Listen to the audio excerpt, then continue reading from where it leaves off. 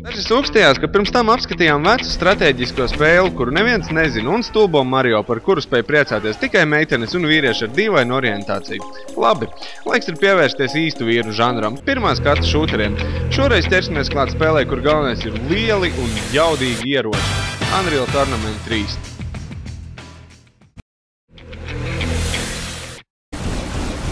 Unreal Tournament 3 ir tradīcijām bagāts pirmās skata šūteris, kurš galvenokārt domāts daudzspēlētāju režīmam. Spēle patiesībā ir 4. no Unreal Tournament sērijas, kur tika aizsākta 99. gadā, lai konkurētu ar ID Software toreiz jauno flagmeni Quake 3 arēnu. Spēle, tāpat kā tās priekšteči, ir nerealistisks FPS ar uzsvaru uz ātru un agresīvu spēli, izmantojot plašu, fantastisku ieroču klāstu. Atšķirībā no iepriekšējiem nereālajiem turnieriem, Unreal Tournament 3 īpaša loma ir atvēlēta dažādai kara tehnikai un transporta līdzekļiem, ar kuru palīdzību strauji pārvietoties pāri kartei un nicināt pretiniekus vēl savādākos veidos. Tā kā Unreal Tournament 3 ir kārtējais turpinājums, tā tiks skatīt iepriekšējo spēļu kontekstā un attiecīgi arī vērtēt. Unreal Tournament 3 darbība norit nākotnes pasaulē, kur cilvēku un citplanētiešu karš ir iznīcinājis līdzšinējās nācijas, un tā vietā varu ir pārņēmušas dažādas megakorporācijas.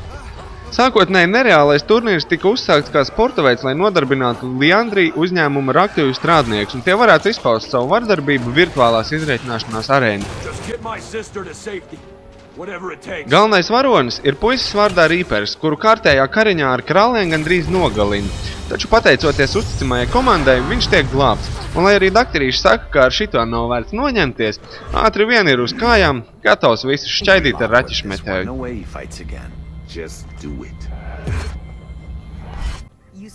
Tā Reapers ar savu komandu sāk strādāt kā algotņi, pildot dažādas misijas, kas patiesībā ir vienkārši tas pats Deathmatch, Capture the Flag un citas kārtas, kas ir sakārtotas noteiktā secībā.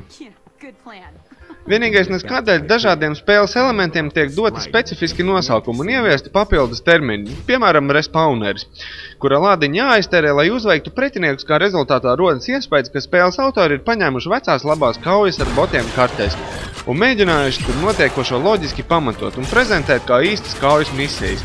Tas ir sanācis augstākā mērā neveikli, tāpēc kopumā Unreal Tournament 3 kampaņa atstāja pavisam vāju iespaidu. Par laimi Unreal Tournament sižets nekad nav bijis pārāk svarīgs. Vienīgais rodas nepatīkams iespējas, ka autori Epic Games ir kaut ko šādā uzķēpājuši tikai, lai varētu atzīmēt, ka spēlē ir solo kampaņa.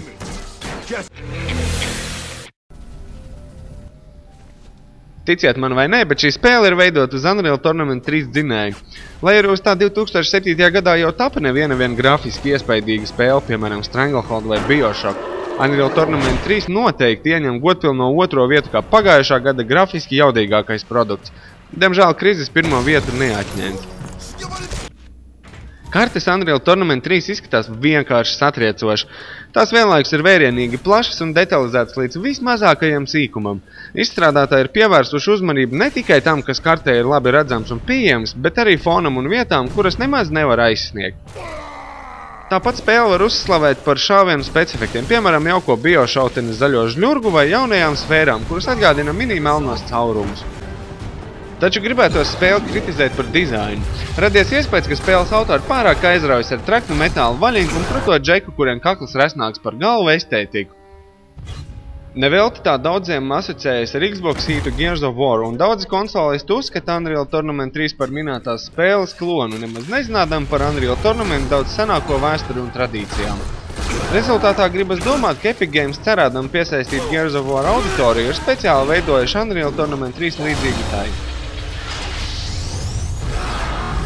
Vēl kaitina arī tas, ka visi ieroči ir tik pārdetalizēti, ka izskatās pavisam sadrumstalot un vairs neizceļas ar savu ikoniski vienkāršo izskatu. Flaks un tūciņu samurs ir tik raibi, ka tos ir grūti atšķirt un vairs nav intuitīvu asociāciju ar katru ieroci. Tāpat tie visi šai kaut ko ļoti koši un raibi, kā rezultātā rodas iespējas, ka katrs Unreal Tournament 3 ierocis ir bagātīgi apdarināts ar neonu gaismiņām.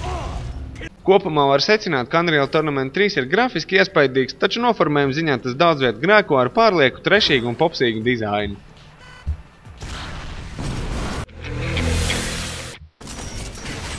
Unreal Tournament 3 noteikti turpina tradīciju, jo mums ir pieejami visi vecie labie ieroči tikai jaunā izskatā, un dažiem ir piešķirtas savādākas spējas un nedaudz pamainīti parametri. Spēle vēl joprojām ir ātra un agresīva, un tajā galvenais ir veikli nošaut pretinieku, mežonīgi skrienot un lēkājot. Skaitās, ka Unreal Tournament 3 ir mēģinājums atgriezties pie klasiskā 99. gada UT tradīcijām, lai izpatiktu tiem, kuri nebija sajūsmā par UT 2004.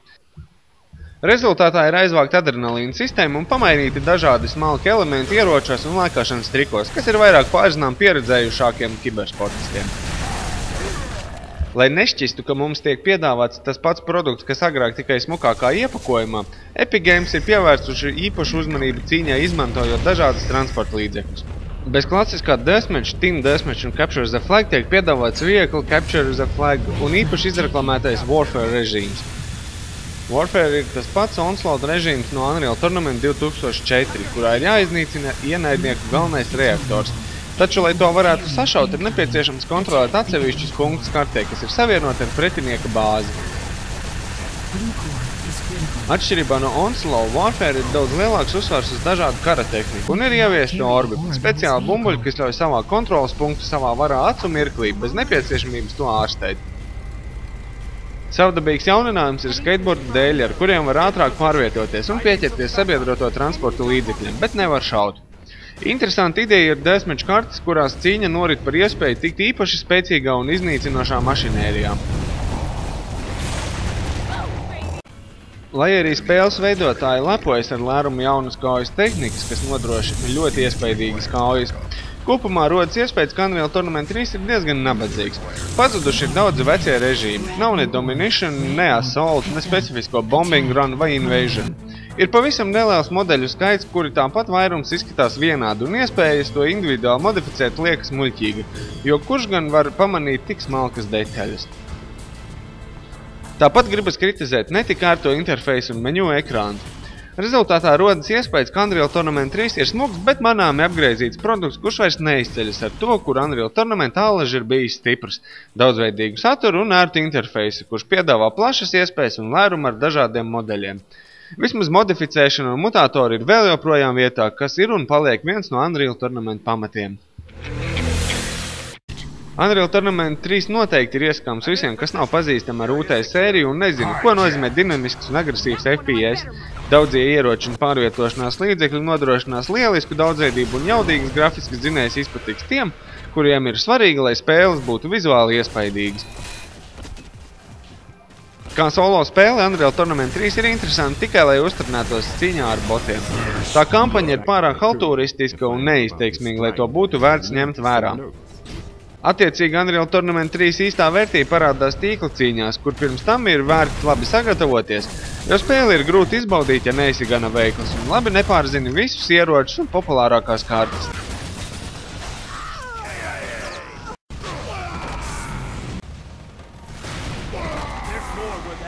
Tieši daudzi kibersportisti uzskata, ka Unreal Tournament 3 neko jaunu un vērtīgu nedod, un daudz labprātāk turpina spēlēt Unreal Tournament 2004.